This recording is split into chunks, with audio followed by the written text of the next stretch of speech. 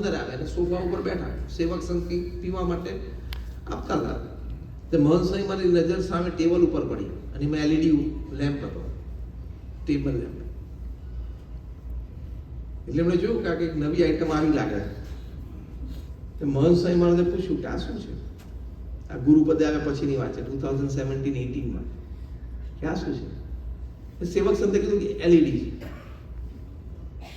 મહંત સ્વામી મહારાજ કે શું છે, શું આ? તો કે સ્વામી એલઈડી છે. કારણ કે એલઈડી નથી.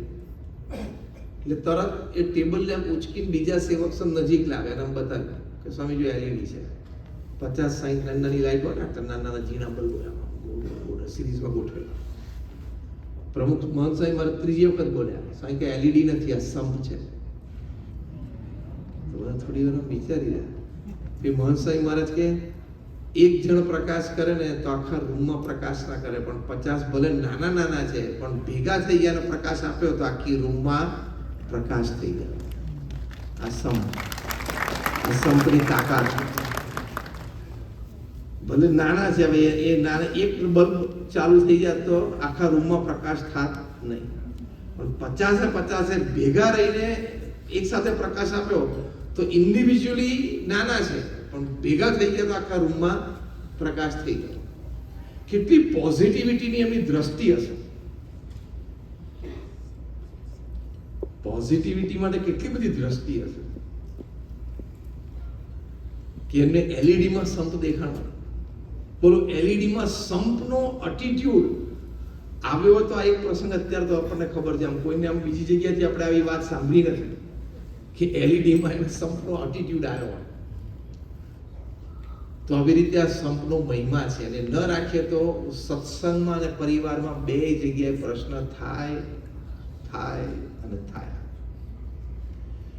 પરિવારમાં આપણે સત્સંગની વાત કરી, પણ પરિવારમાં પણ પતિ પત્ની હોય એમણે સંપની ભાવના રાખવી જ પડે. ખંભવું, ઘસાવવું, અનુકૂળ થવું ને મનગમતું મૂકવું. Tolerance, acceptance, apologies and compromise. એને શું કહેવાય? Take formula, TAAC. Tolerance, acceptance, apologies and compromise.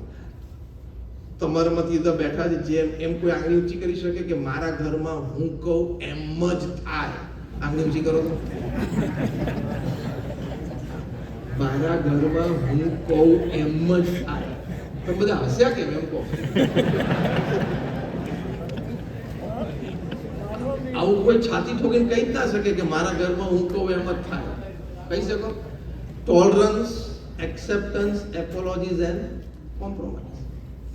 તમે અત્યારે દ્રષ્ટાંત આપું છું, ટિકિટ લાઈટલી. હા, તમે અત્યારે ઘરે જાઓ ને તમારા સ્પાઉસ ઘર ખોલે અને પછી તમે અંદર જાઓ ને અંદર પેલા કર્ટેન્સ નવા થઈ ગયા હોય, બદલી નાખ્યા હોય, નવા કર્ટેન્સ, ઇન્ટિરિયર થોડું ચેન્જ કર્યું, નવા પડદા લગાડી દીધા હોય, અને તમારા સ્પાઉસ તમને પૂછે તમારા વાઈફ કેવા લાગે છે, તમારો જવાબ શું આપવાનો? તમારા વાઈફ તમને પૂછે કર્ટેન્સ કેવા લાગે, તમારો જવાબ શું આપવાનો? સારા. પછી બીજો શબ્દ ફેન્ટાસ્ટિક. પછી બોલો શબ્દ તો ઘણા આવડતા છે તમને. એક્સિલન્ટ. હા, પછી વોટ અ ચોઇસ. કેમ કહેવાનું છે? કેટલા ખર્ચે એમ બોલે બીજે દિવસે ટાઈમે ચા ના જ આવે. ભૂલથી બોલ્યા કેટલા ખર્ચે તો next day you are risking your morning tea. Ticket light કેવા લખાઈ કહું. અને તમે તે કહો કે સેજ ટોન જો ડાર્ક હોત ને કલરનો, સેજ ટોન મરી જઈશ તું ડાર્ક ટોનમાં, ચાના બધા ટોન મરી જશે. આ તો લાઇટર નોટ. કહેવાનો મતલબ શું કે વ્યક્તિનો મૂડ તૂટી જાય, તમારો પરિવારજન છે. હવે curtains is not your portfolio. હા કે ના? તમારો પોર્ટફોલિયો curtains માં કેટલો છે? ક્રેડિટ કાર્ડમાં. Your portfolio in change of curtains back home is credit card. Rest is your wife's portfolio. Color, texture, બધું. તમે આમ લોજિકલી વિચાર કરો તો તારે એના વિશે કોઈ નેગેટિવ કોમેન્ટ આપીને તારે આખી જિંદગી પડદા સામે બેન કાઢવાની. Let us think very rationally. Let us think very rationally and logically. તારે આખી જિંદગી પડદામાં કાઢવાની, મુખને માથે. હવે પડદા વર્ષે કે દિવાળી વખતે ધોવાના છે, તારે ઉતારવાના, તારે ધોવાના છે, મુખને માથા. તારે સવારે વહેલા જોબ પર જતું રહેવું, બપોર પછી સાંજે આવવું, કે પડદા ક્યાં તું માથા જવા દે જે પડદા લટકતા. What makes the difference? તને ખાલી રિમોટ ખબર હોવી જોઈએ, આ સ્વિચ દબાવો એટલે ખુલે અને આ કરું એટલે બંધ કરે. એ રિમોટ નો ખ્યાલ આવવો જોઈએ, આ દબાવો એટલે પડદા ખુલે અને આ દબાવો એટલે બંધ. એના સિવાયનું બીજા રિમોટ નું બધા એટલે સંબંધ બંધ, સંબંધ ખુલે. What I mean to say, tolerance, acceptance, apologies and compromise is the way of life.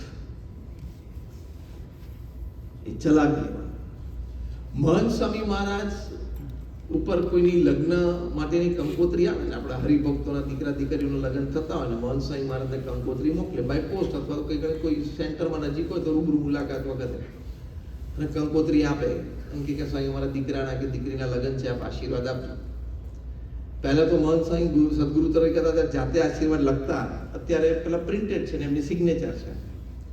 એમાં એક વાક્ય જે છે ને અદ્ભુત લખે છે, એ મહંત સ્વામી મહારાજના પોતાના અક્ષરમાં લખાયેલું છે, જે દરેક ને મહંત સ્વામી મહારાજ આશીર્વાદ પત્રમાં લખતા. અથવા તો ઘણી વખત પિતા અને પેલો ગ્રૂમ, ટુ બી ગ્રૂમ, પિતા અને પેલો છોકરો બે જણા આવ્યા હોય ને સામે દીકરીના પિતા ને એ લોકો બધા આવ્યા હોય મહંત સ્વામી મહારાજ રૂબરૂ મળવા માટે, લગ્નના આશીર્વાદ લઈને પેલું બધું હોય પ્રસાદીનું કરાવવા.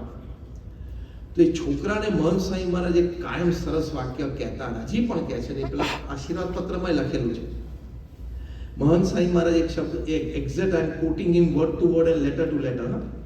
મહંત સ્વામી મહારાજ લખે છે અથવા કહેતા કે સમજીને સંપીને સાથે રહેશો તો સુખી થશો. આ ગોલ્ડન સૂત્ર છે હેપી મેરીડ લાઈફ માટે. સંપીને સમજીને સાથે રહેશો તો સુખી થશો. હવે આખું વાક્ય બોલો તો ટેક અવે હોમ છે આજે. આજે આ વાક્ય મહંત સ્વામી મહારાજનું, આપણા ગુરુ હરિનું ટેક અવે હોમ છે. બોલો, સમજીને સંપીને સાથે રહેશો તો સુખી થશો. One more time.